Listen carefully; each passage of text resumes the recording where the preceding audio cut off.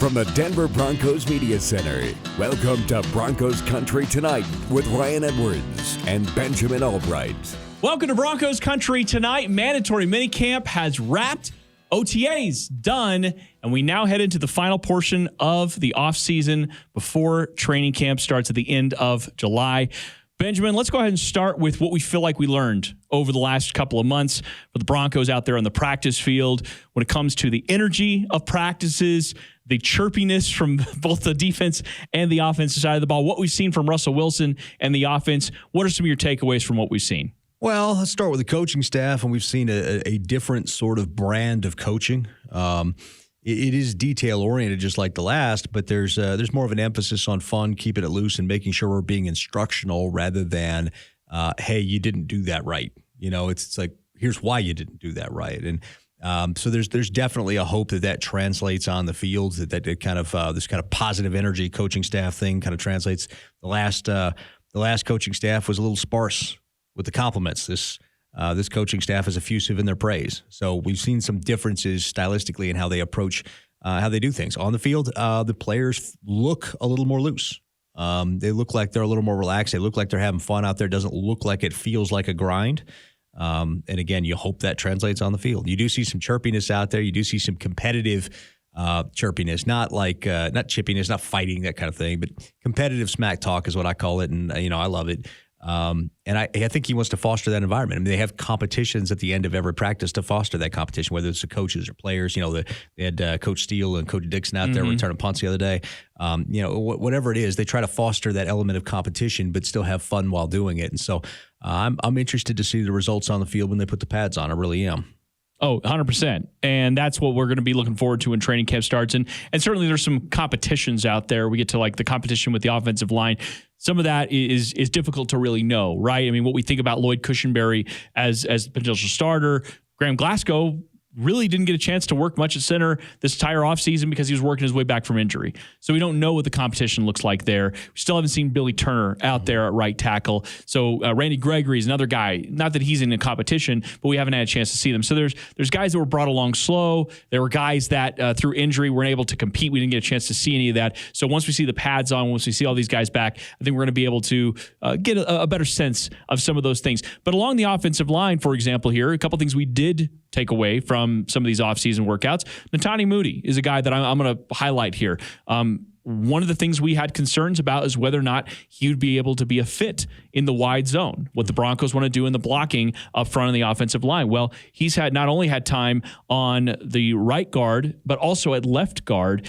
And at least according to Nathaniel Hackett, the head coach of the Broncos, he likes what he's seen so far. So it seems like the Broncos are getting a long look at some of these guys due to the fact that some guys haven't been able to be out there because of injury. Yeah, it's the positive takeaway from a negative situation. If you got guys that are hurt that you can't run, it gives you a chance to get a look at other guys and get a better sense for who they are, what they are, and give them some more reps, their chance to shine. And for Netani Moody, he's a guy who needed that. He's a guy who kind of got, I don't want to say he was in the doghouse, but he kind of got buried because he struggled going backwards away from the ball in pass pro. But going out here and in this wide zone, getting downhill, I think it's beneficial for him. I think it's something that plays to his strengths. So, we'll see if he's able to translate that into a roster spot and or into a job. They certainly have been effusive in their praise. One has to wonder if that means that they love him or they're trying to shop him.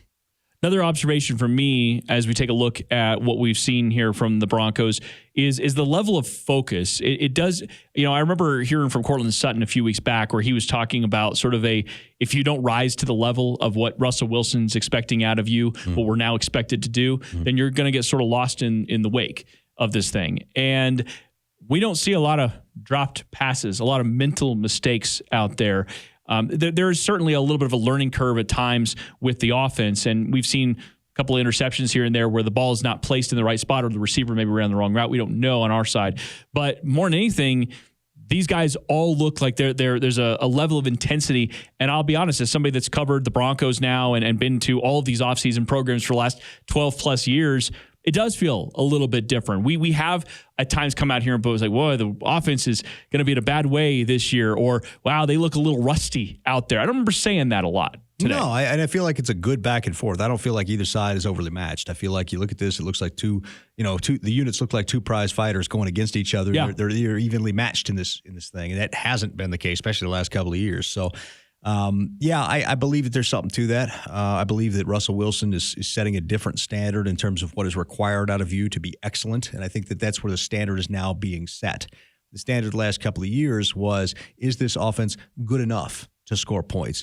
And good enough is no longer good enough. Russell Wilson has come in here and said that good enough, it ain't it. Excellence is what we're striving for, not good enough. If you shoot for good enough and you miss, then you're bad. You shoot for excellence and you miss, you're probably good enough.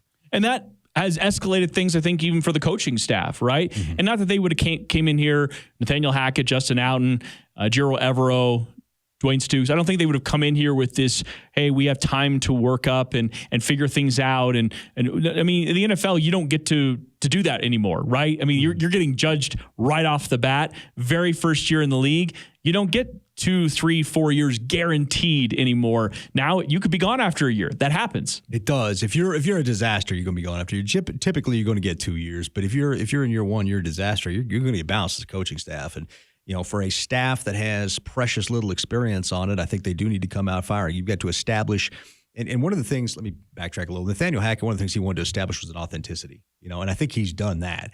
Now I think you have to establish that the authenticity is there. Now you have to establish that what your plan is works. And as a young guy with no resume, at least as a head coach, you've got to come out and win some games early to build that faith in yourself that you know what you're doing. So this team's going to have to come out hot, and it's going to have a tough task. And everybody thinks Seattle's, going to be a pushover or whatever this year, but I think that Seattle team's going to have a lot of revenge in mind with Russ coming back. Mm-hmm. I think that if Drew starts, there's going to be a revenge factor in that game. And I think the Seahawks, they're going to be a bad team this year, but they're not going to know they're a bad team until well after game one. Yeah, and that's one of the reasons the schedule makers did it the way they did, is because they knew at that point this is a big game for both teams. First game with Russell Wilson as a Bronco. Mm-hmm. First game playing against his former team. Both teams have no idea what they're going to be. So I'm with you. But I think that as we've ratcheted things up on the players' side, things have been ratcheted up now for the coaching staff as well with Russell Wilson being here. So you get that sense, you get that feeling out there in the practice field. Going back to the defense here for a little bit, another thing that I feel like I've learned is what concerns we had about the defensive line losing Shelby Harris. And again, we'll see when the pads go on, when actual games are being played. Those concerns didn't show up, at least here in the offseason. Draymond Jones playing at a very high level, practicing at a very high level, making plays every single day. We saw him out there. DJ Jones looks fantastic out there. Mike Purcell looked good.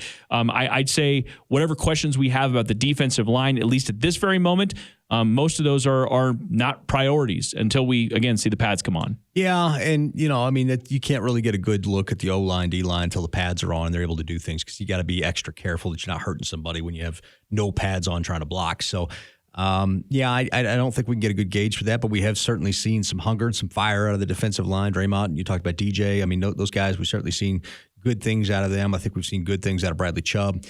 So we'll see. We'll see when the pad comes on for that. That's one that I really didn't keep my eye on as much, just simply because they didn't have the pads on. It's kind of like more of the corner receiver interactions. I want to see if KJ looks like he's got the speed back, how the Mathis, the new kid, looks, or Tan, Darby, all that stuff. Ojemudia, who had a couple of good games before, kind of ending on a little lesser note. I think that it's going to be a fun year for Broncos fans. I do expect this to be about much better football team, probably a playoff caliber football team, and hopefully training camp will bear that out here in a few weeks. Yeah, and then just last one overview of the defense. We talked about this on a previous episode of Broncos Country Tonight, the radio show as well as the TV show. They're going to be better than people expect. Yeah, I think so. I think that they've got a chip on the shoulder. The defense is like, hey, all this attention on Russell Wilson, Nathaniel Hackett, this offense, new energy, and the identity of the football team for basically the last decade is sitting over there on the other side of the ball. Like, what do we have to do?